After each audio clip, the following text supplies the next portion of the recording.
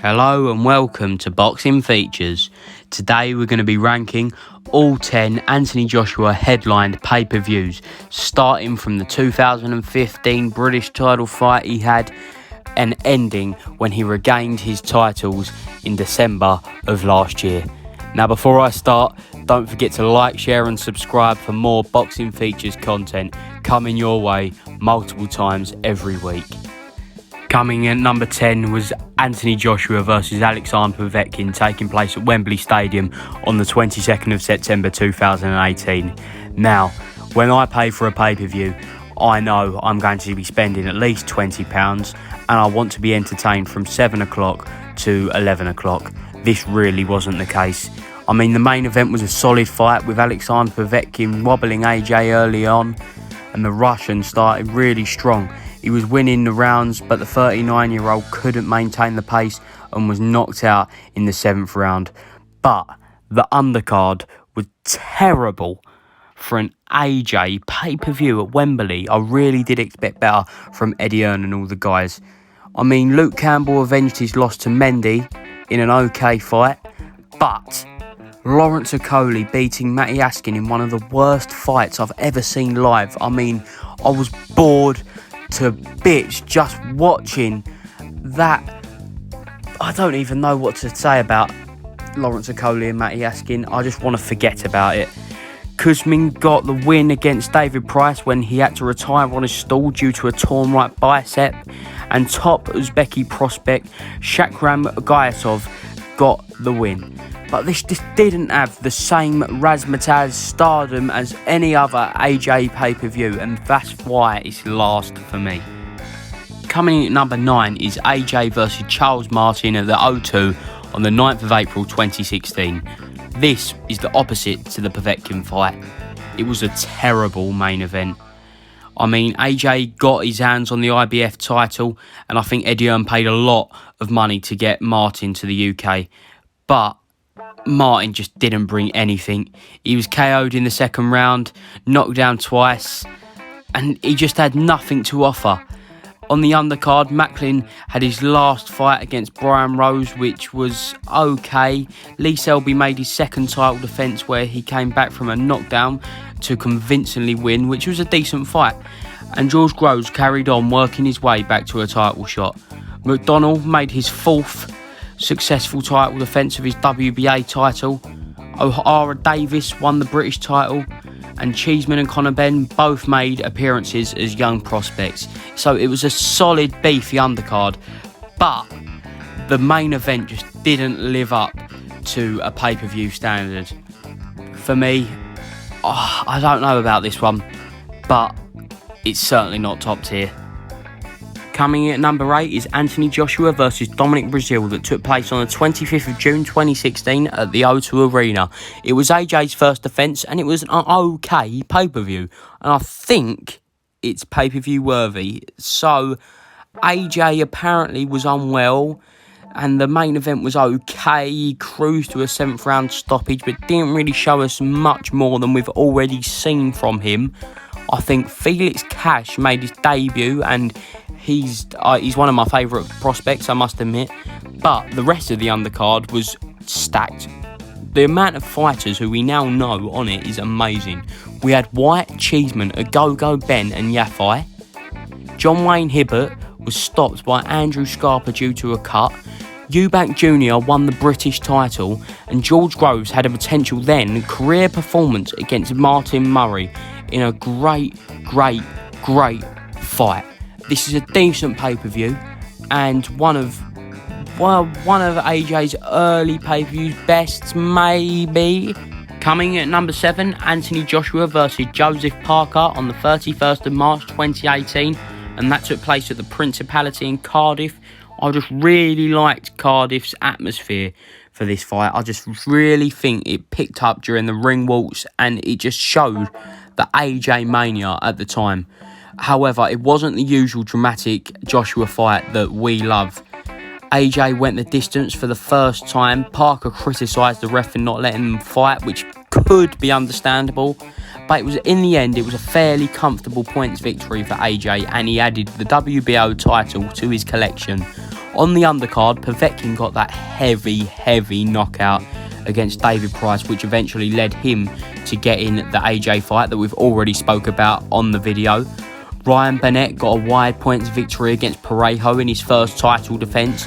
2016 Olympic squad members Joshua Kelly, Joshua Buatsi and Joe Cordina all got wins, and Anthony Crolla, hot from a Ricky Burns win, also beat Edson Ramirez. It's an okay, solid pay-per-view, but however, the next ones really start picking up. Coming in at number 6 is Anthony Joshua versus Eric Molina, taking place on the 10th of December 2016 at the Manchester Arena. And before I start, I know you're probably thinking, why is this not at the bottom? It was a terrible fight with Molina and he only lasted 3 rounds. However, the drama at the end with Klitschko getting in the ring, announcing their fight for the next year, it was amazing. I think it was a potential fight of the year candidate in Dillian Whyte versus Derek Chisora. In the end, they had a rematch and Whyte won again, but it was a phenomenal war between two great British heavyweights. Cal Yafai won the world title. Luis Ortiz disposed of our much loved Dave Allen. Buglioni beat Burton. Ben, Taylor, Smith and Quid also featured on this beast of an undercard. It was a great show throughout, and it was just a shame about the main event. Otherwise, I think this would be top 3 quality for me.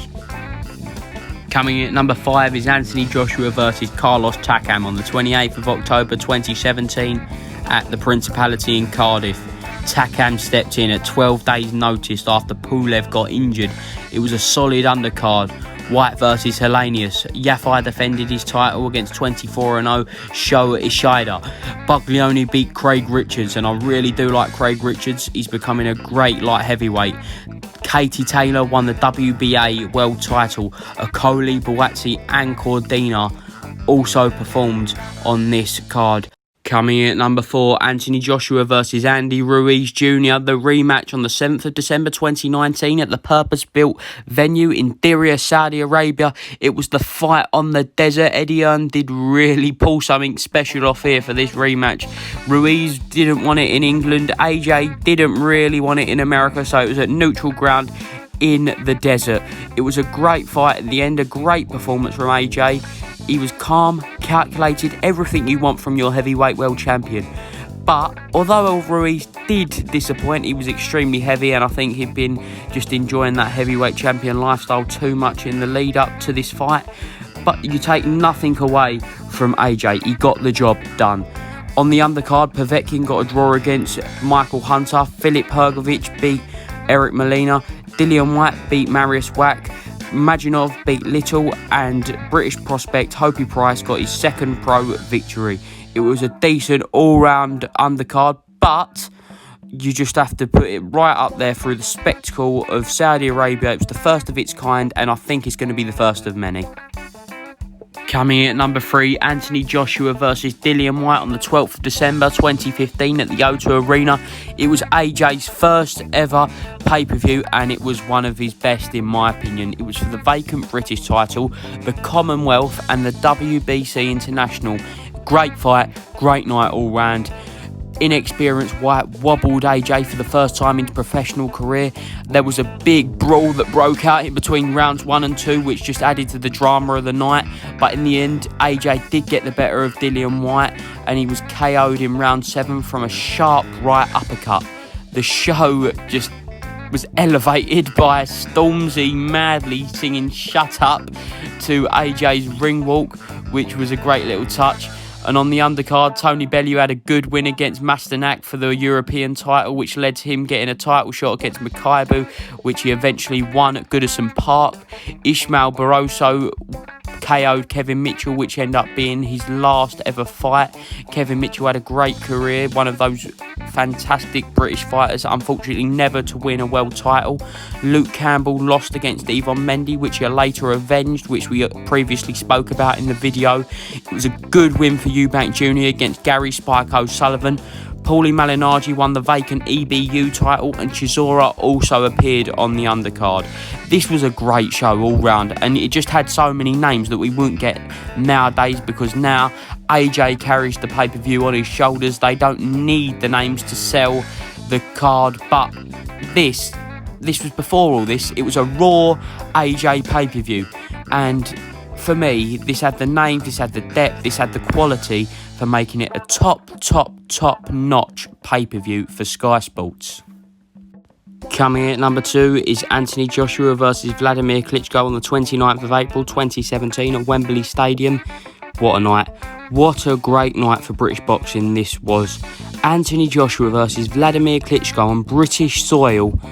It was epic. Anthony Joshua was probably slight favourite going into it. We didn't know how much Vladimir Klitschko had left in the tank. He'd been beaten by Tyson Fury and hadn't fought since then, but he had a lot in that tank and he was tested to hell and back. AJ was tested, AJ was knocked down, he got back up and ended things with that horrendous right uppercut to Klitschko. That was a fantastic shot. He missed with the hook and got him with the uppercut, and that marks the end of Vladimir Klitschko's wonderful career.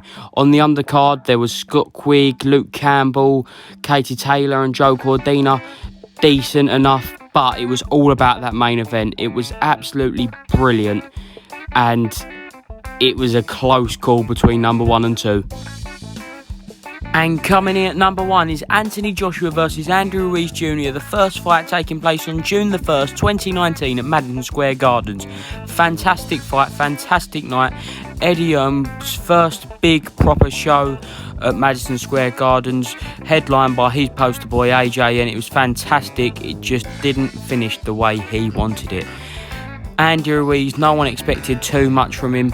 He looked like a fat Mexican from the untrained eye, and he was a fat Mexican, but this was a hardened fat Mexican with a lot of skill and a lot of boxing talent, and he pulled off the upset. In my opinion, probably the biggest heavyweight upset since Mike Tyson losing to Buster Douglas. On the undercard, you probably had the best women's fight of all time in Katie Taylor versus Delphine Persoon, their first fight. Also, other Brits were on the card, such as Josh Kelly, who got a draw, which was his first blemish on his record. Tommy Coyle had his last fight against Chris Algieri, which is a really decent fight. Joshua Buatsi also appeared on the card, and Callum Smith defended his title against Ndam. It was a great night, but the night belonged to the main event and the co-main event with so much drama with Katie Taylor and Persoon and AJ and Ruiz. It was a brilliant night, and for me, the best AJ pay-per-view. Anyway guys, let me know what you think in the comments below, and make sure to like, share and subscribe to Boxing Features for more content coming your way very soon. Thanks for watching.